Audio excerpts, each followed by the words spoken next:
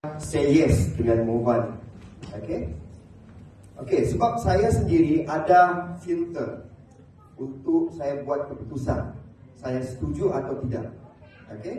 Mungkin tuan-tuan ada juga filter masing-masing lah. Tapi filter yang pertama adalah saya mesti pastikan ada repeat self. Saya mesti pastikan benda ni ada repeat self. Apabila ada berlaku repeat self yang tidak dipaksa, ada juga macam company network marketing, repeat self-nya berlaku sebab dipaksa. Kalau tidak, hilang commission. Tapi dalam mobile ni saya nampak repeat self berlaku tanpa dipaksa. Siapa yang paksa kita beli barang Shopee atau TikTok? Tidak ada orang paksa. Jadi bila saya nampak filter number one ni, syarat yang pertama tadi dia lepas. Kenapa saya perlu repeat sell? Sebab repeat sell inilah yang menjamin pendapatan pasif. Dengan ada passive income, barulah bisnes itu sustain. Kebanyakannya bisnes di luar sana, dia tidak ada satu passive income. Dia kena buat, kalau tak buat tak income.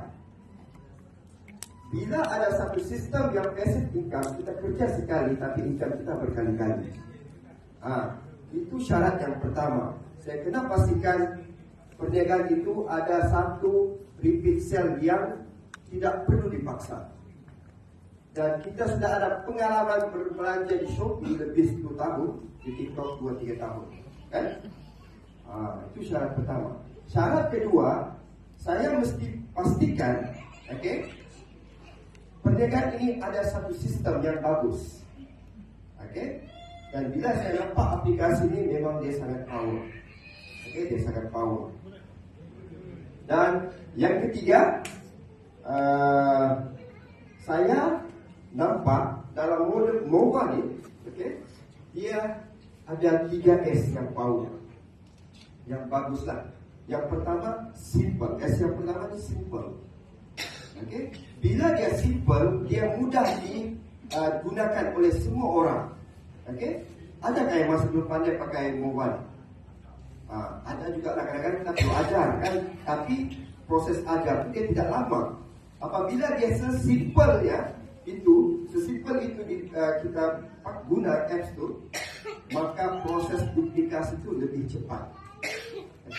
Kalau sistem aplikasi itu sangat leceh, proses duplikasi untuk berkembang itu dia susah, lambat.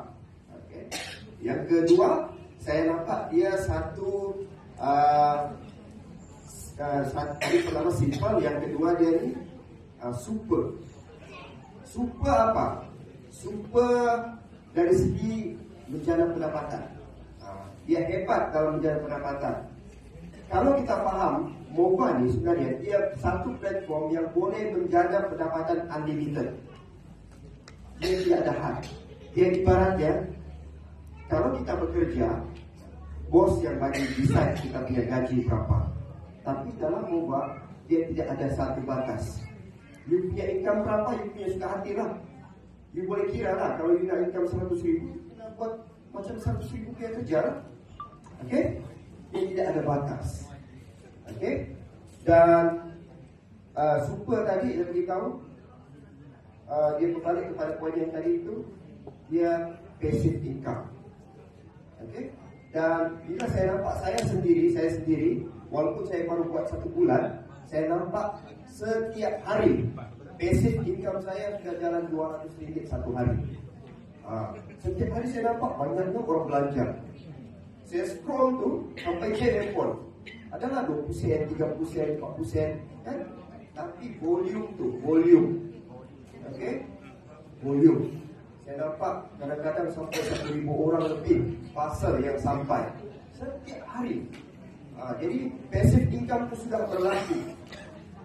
Cuma kita perlu masa lagi untuk kita grow.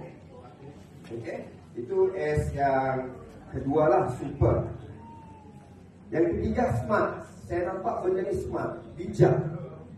Biasanya kalau ada satu perniagaan baru, dia perlu bina ekosistemnya yang baru. Dia kena bikin produk jenama ini yang baru, dia kena buat e-commerce system yang baru, kan? Tapi ini tidak perlu. Dia gunakan platform yang kita sudah lama guna. So, tidak TikTok. Jadi dia bijak gunakan, dia bijak pilih satu ekosistem bisnes ini. Dia gunakan bisnes orang lain sebagai bisnes lain. Okey? Jadi saya nampak 3 benda ni yang membuat saya yes untuk buat mobile.